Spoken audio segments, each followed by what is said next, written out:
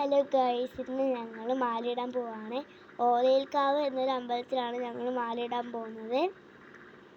ഞങ്ങളെ വീടിന് ഒരുപാട് ദൂരം ഉണ്ടായിരുന്നു കേട്ടോ പോകാൻ. ഞങ്ങളത് നടന്നാണ് പോയിട്ട് അതിനുശേഷം ഞങ്ങൾ ഒരുപാട് നടന്ന് ഓലയിൽക്കാവ് അമ്പലത്തിൽ എത്തിയിട്ടുണ്ട്. ഇതാണ് ഓലയിൽക്കാവ് അമ്പലം.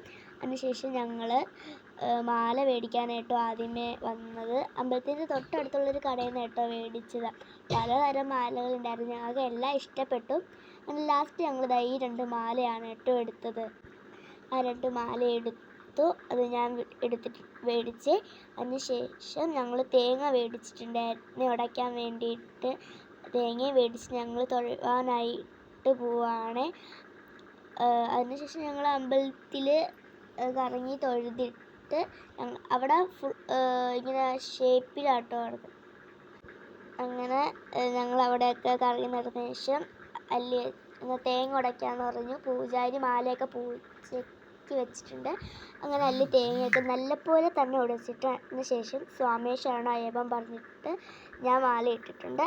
അതേ കണക്ക് അല്ലിയും പോയിട്ടുണ്ട്. സ്വാമിയെ ശരണയ്യപ്പ എന്ന് വിളിച്ച് അല്ലി മാല ഇട്ടിട്ടുണ്ട്.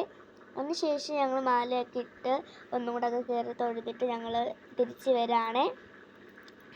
തിരിച്ച് വന്നപ്പോഴേക്ക് ഞങ്ങൾക്ക് ആ മാല മേടിച്ചില്ലേ, ആ അമ്പലത്തിൽ നിന്ന് പാൽപ്പായസം കിട്ടിയായിരുന്നു.